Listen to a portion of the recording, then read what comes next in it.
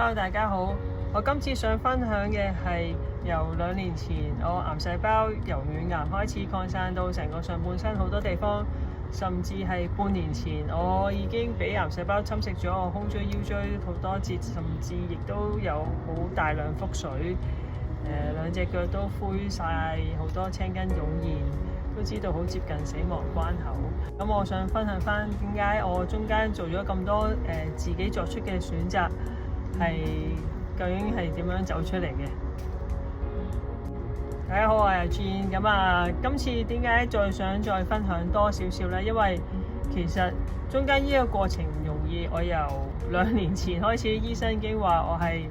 癌症嘅末期啦。時間亦都好短，剩翻嘅時間。咁我過咗嗰個2年前擴散好多上半身肺、淋巴、皮膚同埋脊椎。用咗好短嘅時間，轉咗食療，轉咗心態。當其時就跟咗部位食療啦。好快就亦都見到有效果，就係器官性嘅咧都消失咗，就剩翻喺脊椎嗰啲癌細胞咧繼續存在。到半年前骨嘅癌細胞繼續擴散好多地方，亦都侵蝕咗好多胸椎、腰椎好多節啊，令到有骨溶啊，亦都有壓縮嘅狀況啦。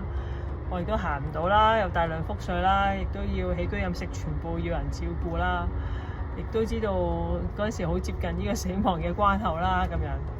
咁到今日半年後，我好彩，亦都可以再次起得翻身，可以自己企喺度，可以自己行路。而到呢一刻嘅我咧，亦都係冇食標靶藥，同埋冇做過任何化療，一粒標靶藥都冇食過。唔係講有幾叻，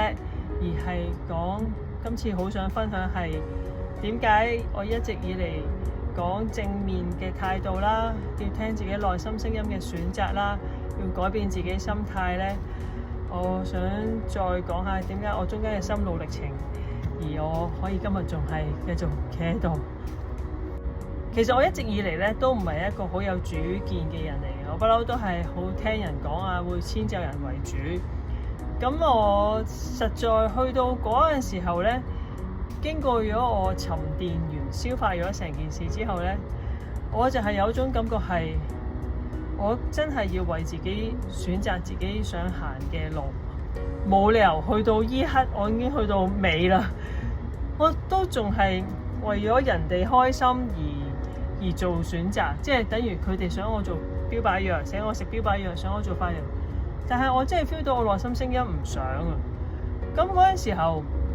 其實我屋企人都覺得我放棄生命嘅，佢話咁你真係放棄啦，係咪咁講？其實我真係冇放棄過，我仍然係每日運動，只不過開始調整緊我嘅飲食。我亦都所以揾咗好多唔同，上網睇咗唔同資料，揾到部位食療，咁就好彩跟咗，亦都跟埋佢心態嘅轉變，成件事調整咗之後就好快見到效果。所以我好相信要聽內心聲音就係咁解，因為我見到有效果。去到半年前，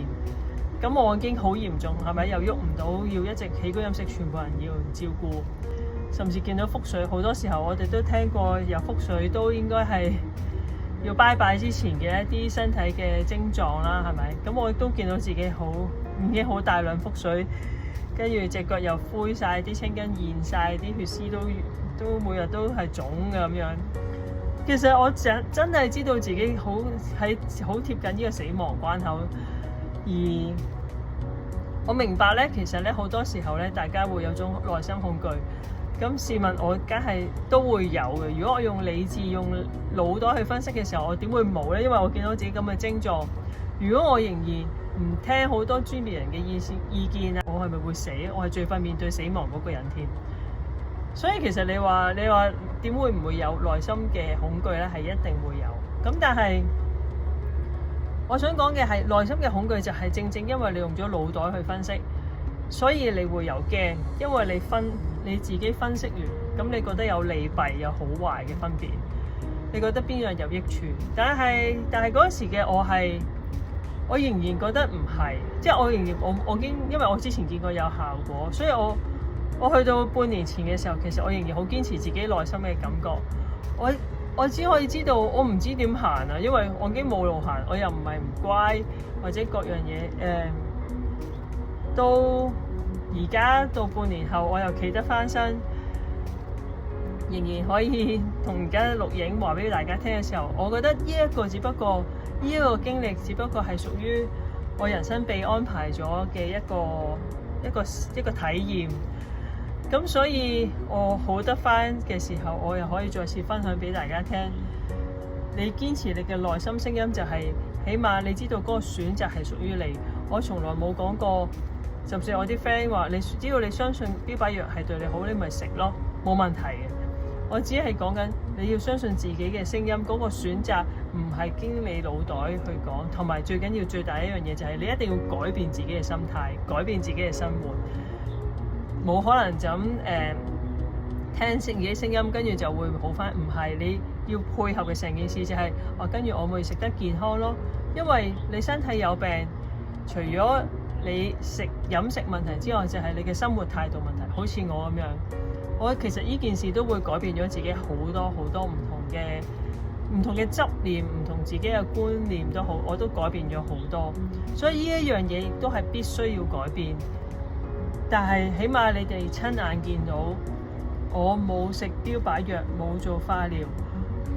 我喺西醫被定斷為呢個癌症4期好，末期好，我自己都遊歷過，再企得翻起身，你都知我胸椎腰椎都冇咁兩節都扁到咁樣啦，但係都仲可以企喺度。而我好相信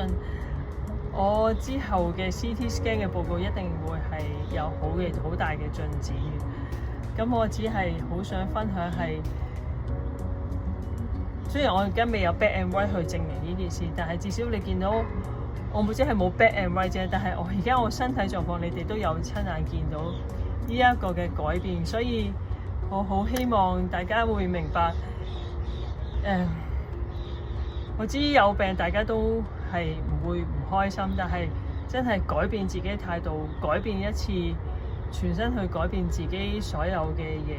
去認清楚自己，揾翻呢啲就係真實嘅自己，呢個先係真正嘅自己，做翻自己，唔係做社會既定一個形象嘅一個人嘅，係屬於點樣都好，做真正嘅自己就係你揾到內心嘅聲音，而你堅持係唔會有恐懼。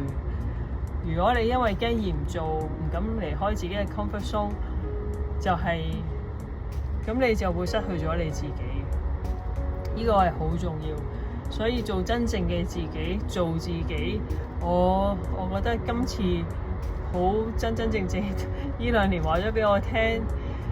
做真正嘅自己唔係社會既定或者係爸爸媽咪或者係我屋企人既定俾我嘅形象，我應該做咩選擇，我應該出嚟要打份工啊咩都好，而係你會有一種聲音同可能有一種係人生使命嘅，係屬於你自己，咁你就好好實踐。咁啊